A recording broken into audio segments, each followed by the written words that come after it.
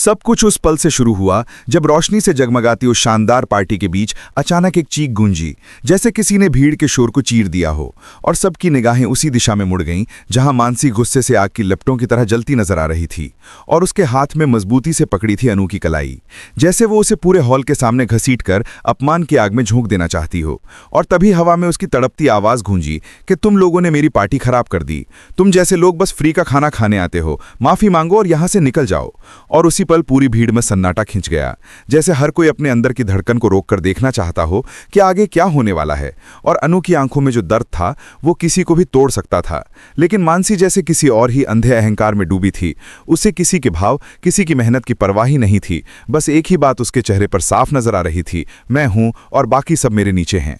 अनु ने हिम्मत से कहा कि हम यहाँ खाने आए नहीं, हम यहाँ खाना लेकर आए हैं। हमें कैटरिंग का कॉन्ट्रैक्ट मिला है। लेकिन मानसी ने उसके शब्दों को जैसे पैरों के नीचे रौंद दिया और चीखी कि मैंने कॉन्टिनेंटल फूड मांगा था, ये इंडियन फूड यहाँ क्या कर रहा है? मेरे फॉरेन डेलीगेट्स यहाँ क्या ये खाना खाएंगे? और भीड़ के बीच से कुछ लोग फुसफुसाने लगे कि शायद सच में गलती हो गई होगी, शायद ये लड़की अयोग्य है, शायद ये पार्टी खराब करने आई है। और अनु का दिल जैसे हर शब्द के साथ टूट रहा था, क्योंकि वो जानती थी कि असली गलती उसकी नहीं थी। ये जाल किसी ने बिछाया था, ये खेल किसी और ने खेला था, और वो कोई और थी, मीरा। वही मीरा जिसने इस कॉन्ट्रैक्ट के अंदर जहर की तरह एक छोटी सी गलती डाल दी थी, ये जानते हुए कि अगर फूड गलत हुआ तो सारा दोष अनु पर आएगा। और आज वही हो रहा था। अनु का सपना, उसकी मेहनत, उसकी प्रतिष्ठा मानसी के हाथों पिघलती जा रही थी।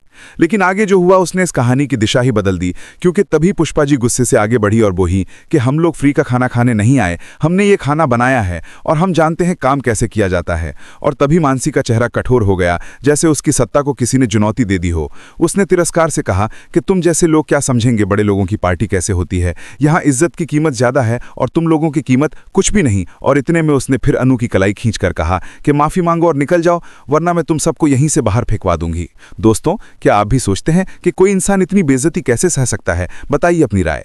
अनु की आंखों में आंसू चमक रहे थे, लेकिन उसके होंठ कांप रहे थे। वो माफी मांगना नहीं चाहती थी, उसने कुछ गलत नहीं किया था, पर इतने बड़े लोगों के सामने क्या कहती, कैसे अपने आप को बचाती? तभी मानसी ने उसे और जोर से झटका और पूरा हॉल उसके इर्द गिर्द घूमता हुआ लगने लगा। तभी हवा में एक भारी कदमों की आवाज गूंजी, जैसे किसी तूफान की शुरुआत हो चुकी हो। और वहां खड़ा था आर्या। उसकी नजरें पत्थर जैसी ठंडी और खूंखार हो चुकी थीं। और जिस पल उसकी नजर अनु के दर्द पर पड़ी, सबके दिलों में एक अजीब सा डर उतरा, मानो अब कहानी पलटने वाली है। आर्या ने आगे बढ़कर मानसी का हाथ अनु की कलाई से अलग किया। उसके चेहरे पर ऐसा सख्त भाव था जैसे वो किसी से मजाक नहीं कर रहा था। और उसने धीमी लेकिन खतरनाक आवाज में कहा कि पहले आप सब हमारे देश का खाना चखिए। बाहर का खाना तो बहुत खा लिया होगा, पर जो स्वाद हमारी मिट्टी का है वो दुनिया में कहीं नहीं मिलेगा। और तभी उसने अनु के हाथ से टॉवल इनको पोंछा, जैसे वो सिर्फ खाना नहीं, सम्मान पे लगी धूल साफ कर रहा हो। भीड़ में फुसफुसाहट दौड़ गई और फॉरेन डेलीगेट्स ने जैसे ही प्लेट्स उठाईं और पहला निवाला चखा, उनके चेहरे खिल उठे। किसी ने कहा दिस इज अमेजिंग, किसी ने कहा इंडियन फूड इज मैजिक, और पूरे हॉल में तालियां गूंज उठी। और मानसी का चेहरा लाल पड़ता जा रहा था, क्योंकि जिस अपमान का मंच उसने अनु के लिए तैयार किया था, वही मंच उसकी हार का कारण बन गया।